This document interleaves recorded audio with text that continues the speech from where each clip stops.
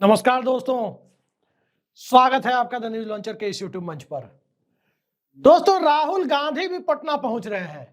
बिहार में एक तरफ राजनीतिक वातावरण गर्म है, खरमास के महीने के खत्म होने का इंतजार कई लोगों को है, लेकिन खरमास का महीना जब 15 जनवरी को खत्म हो जाएगा, मकर संक्रांति आ जाएगी, हिंदू नववर्ष के मुताबिक एक नया सवेरा उस दिन से मान लिया जाएगा। उस सवेरे के 72 घंटे के भीतर, जी हां, 18 जनवरी को राहुल गांधी पटना में होंगे। 6 जनवरी को अमित शाह पटना में है। 12 दिन बाद, यानी खरमास खत्म होने के 3 दिन बाद राहुल गांधी पटना में है। यूं तो राहुल गांधी संविधान सुरक्षा सम्मेलन के लिए पटना जा रहे हैं, लेकिन राहुल गांधी का संविधान सुरक्षा सम्मेलन के लिए पटना जाने का कार्यक्रम एक ऐसे दौर में है, एक ऐसे मौके पर है जब बाबा साहब भीमराव अंबेडकर के ऊपर सदन में दिए गए गृह मंत्री अमित शाह के बयान को लेकर सियासत गर्म है।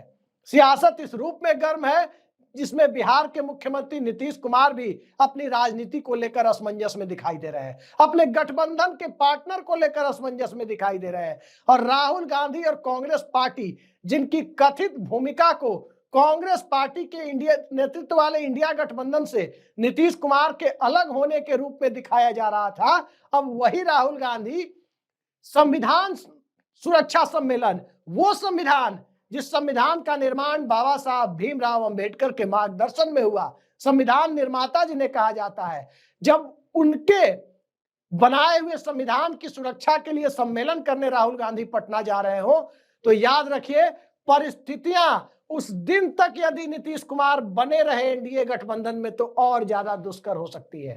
एक तरफ बीजेपी की नजर मुख्यमंत्री की कुर्सी पर, दूसरी तरफ अमित शाह का बाबा साहब पर दिया गया बयान सीधे सीधे नीतीश कुमार के वोट बैंक को ही टारगेट करने की तरफ, कि वो वोट बैंक कहीं नीतीश कुमार से छिटक न जाए, वो परिस्थिति।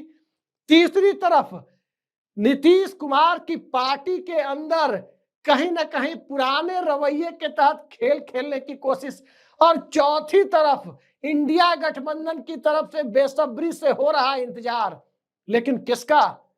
क्या नीतीश कुमार के आने के बाद राहुल गांधी पटना पहुंच रहे हैं? अमित शाह के जाने के बाद तो राहुल गांधी पटना पहुंच रहे हैं, ये तो तय है। लेकिन नीतीश कुमार के आने के बाद राहुल गांधी पटना पहुंच रहे हैं, ये सियासत के काल चक्र के घूमते हुए पहिए पर निर्भर कर रहा है। पहिया किस तरह का? विधानसभा चुनाव का।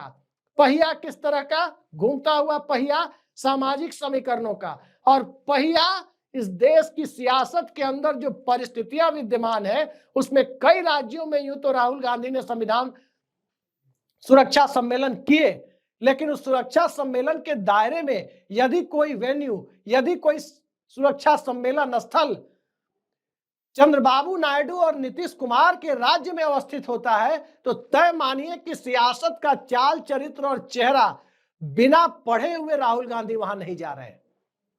बिहार की राजनीति में दलित राजनीति का स्पेस भले ही उत्तर प्रदेश जितना बड़ा नहीं रहा हो, लेकिन बिहार की राजनीति में दलित राजनीति का एक स्पेस रहा है। प्रधानमंत्री पद के बेहद करीब पहुंचकर फिसले बाबू जगजीवन राम भी बिहार से ही थे, रामविलास पासवान जैसे दलित नेता भी बिहार से ही थे, और हिंदी भाषी भारत के पहले दलित मुख्यमंत्री भोला पासवान शास्त्री भी बिहार से ही थे, और आज की तारीख के उभरते हुए दलित नेता चिराग पासवान भी बिहार से ही है।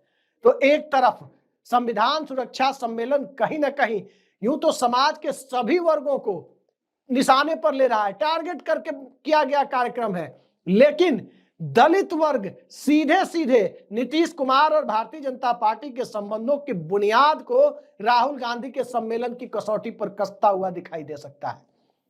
वैसे भी बिहार की राजनीति में जाति गणना के बाद परिस्थितियां अलग तरह से चल रही है, इस रूप में चल रही है जिस रूप में आप कभी सोचे भी नहीं होंगे कि भारतीय जनता पार्टी का चुनावी हिंदुत्व बिखर चुका होगा। लेकिन चुनावी हिंदुत्व तो कब का बिखर चुका? जिस दिन जाति जनगणना के आंकड़े आए उसी दिन बिखर चुका था। लेकिन उसके बाद की परिस्थितियों को जरा देखें तो नीतीश कुमार के साथ के बावजूद भारतीय जनता पार्टी की 1/4 सीटें, एनडीए की 1/4 सीटें लोकसभा में कम हो गई, बीजेपी की तो 1/4 से ज्यादा सीटें कम हो गई, बमुश्किल 1 दर्जन सीटों तक लोकसभा में पहुंच पाई थी। लेकिन पटना का चुनाव राहुल गांधी ने जो किया है, एक तरफ तेजस्वी यादव की जो राजनीति माई समीकरण के दायरे से बाहर निकलकर माई बाप समीकरण की तरफ जा रही है, यानी माई यानी MY मुस्लिम यादव से आगे निकलकर बहुजन, अगड़ा, आदिवासी, पिछड़ा सबकी बात वो करते हुए दिख रहे हैं।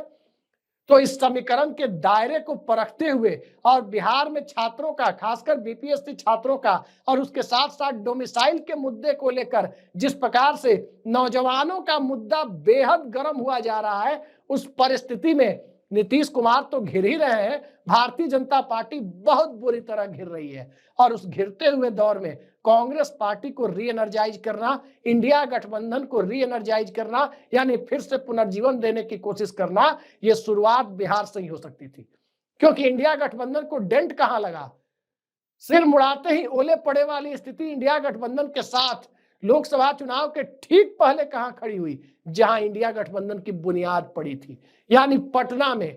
क्योंकि इंडिया गठबंधन की पहली बैठक नामकरण से पहले भी बुलाने वाले नीतीश कुमार इस गठबंधन को टाटा बाय बाय कहकर 28 जनवरी 2024 को, इसी साल, भारतीय जनता पार्टी के एनडीए के खेमे में चले गए थे। लेकिन अब एनडीए के खेमे में साफ दिखाई दे रहा है कि नीतीश कुमार बने रहने के बहुत इच्छुक नहीं है। बनाए रखने के इच्छुक लोगों की तादाद उनकी पार्टी में भी थोड़ी बहुत है और भारतीय जनता पार्टी में तो खैर पूरी की पूरी जमात है। लेकिन उस एनडीए को बनाए रखने के लिए और उस एनडीए को मेक और ब्रेक की परिस्थिति से निकालकर ब्रेक वाली परिस्थिति में ले जाने के लिए जिस फाइनल पंच की जरूरत है, क्या वो फाइनल पंच राहुल गांधी देने जा रहे हैं? राहुल गांधी की भूमिका अब सिर्फ कांग्रेस पार्टी के एक यात्री के तौर पर नहीं, राहुल गांधी की भूमिका मौजूदा लोकसभा में नेता विपक्ष की है। प्रधानमंत्री के समानांतर, यानी नेता सदन नरेंद्र मोदी के समानांतर कोई चेहरा संसद में है, वो राहुल गांधी का चेहरा है। और इस परिस्थिति में जब राहुल गांधी पटना जा रहे हैं तो एक तरफ कांग्रेस पार्टी का लचर संगठन, पता ही नहीं चलता प्रदेश अध्यक्ष पुत्र मोह में पार्टी चला रहे हैं या प्रदेश अध्यक्ष की कोई भूमिका है, प्रभारी अपने स्वास्थ्य को लेकर ज्यादा चिंतित है या बिहार कांग्रेस के स्वास्थ्य को लेकर ज्यादा चिंतित है। स्वाभाविक है, ये दोनों ही परिस्थितियां साफ साफ दिखाई देगी राहुल गांधी को, जिसे वो दूर से देख रहे हैं। लेकिन वो परिस्थिति भी राहुल गांधी को दिखाई देगी जिन परिस्थितियों में बिहार की सियासत में एनडीए को मात देने की, यूं कहें भारतीय जनता पार्टी के जबड़े से बिहार को छीनने की कवायद जिस प्रकार से करने की जरूरत है, क्या वो कवायद माइनस नीतीश कुमार हो सकती है या प्लस नीतीश कुमार हो सकती है? सामाजिक सुरक्षा सम्मेलन कहीं ना कहीं एनडीए असुरक्षा सम्मेलन में तब्दील ना हो जाए, ये साफ साफ अब दिखाई देने लगा है। क्योंकि 18 जनवरी को पटना में यदि ये कार्यक्रम तय समय के मुताबिक हुआ तो तय मानिए कि बिहार की राजनीति में भूचाल आना तय है। भूचाल तो वैसे अभी ही आया हुआ है, इस रूप में भूचाल आया हुआ है कि बिहार में बीजेपी कोटे के तमाम मंत्री दिल्ली में, पूरी बीजेपी की कोर ग्रुप दिल्ली में, जीतन राम मांझी की पार्टी की कोर ग्रुप दिल्ली में और नीतीश कुमार की पार्टी, उनका विधायक दल और उनकी पार्टी के कोटे के मंत्री सब के सब बिहार में जमे हुए हैं। और आज ही राष्ट्रीय जनता दल के विधायकों का पटना में जमावड़ा शुरू हो रहा है। आज हम आपसे मुखातिब हैं तो 24 दिसंबर है और 24 दिसंबर से 24 दिन के बाद राहुल गांधी पटना आ रहे हैं।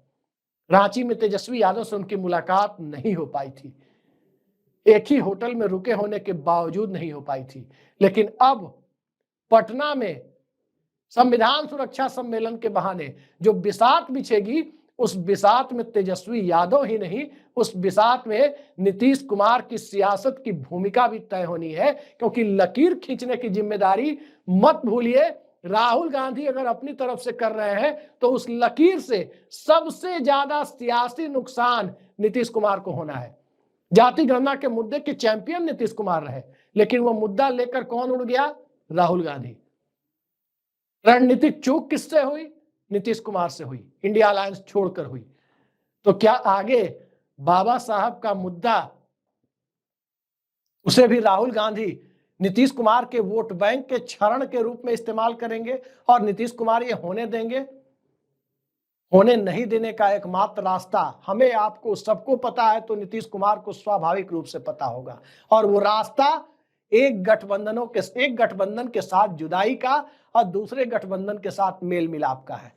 तो देखते जाइए, अभी जो सियासी चुप्पी चल रही है, सबके फेवरेट है नीतीश है सबके फेवरेट। ये हैशटैग के साथ जो पोस्ट आ रहे हैं जेडीयू की तरफ से, तो क्या उस फेवरेट लिस्ट में राहुल गांधी भी हैं? क्या उस फेवरेट लिस्ट में संविधान सुरक्षा की भावना भी है? और यदि ये भावना है या नहीं है, इसकी पड़ताल करनी हो तो इंडिया गठबंधन के मुख्यमंत्री रहने के दौर में नीतीश कुमार के उस बयान को भी याद कीजिए, जो बार बार वो मीडिया से बात करते हुए कहते थे कि पुरनका सब चीजवा भुलवा देगा। यानी संविधान में जो चीजें वर्णित है वो सारी चीजें भारतीय राष्ट्रीय आंदोलन की जो विरासत है उन सबके बारे में कहते थे कि पुरनका सब चीजवा सब भुलवा देगा। और मीडिया पर भी कब्जा कर लिया है, जो आप लोग ले जाते हैं दिल्ली वाला कहेगा तब ना आप लोग दिखाइएगा, यही सब नीतीश कुमार बोलते थे। और जब से भाजपा के साथ आए, उस तरह की बाइट जो लगभग रोज दिया करते थे वो देना उन्होंने बंद कर दिया। कितनी बुरी स्थिति है कि अब वो बाइट देने से भी बचते हैं। तो क्या पुनः उस स्थिति में आना चाहते हैं? इंतजार कीजिए राहुल गांधी के दौरे का, और इंतजार कीजिए बिहार की सियासत के पल पल बदल रहे समीकरणों का, क्योंकि इन दोनों के बीच की परिस्थितियां, दोनों की टाइमिंग सियासत में बड़े खेल की तरफ इशारा करती है। आज के लिए इतना ही, नमस्कार।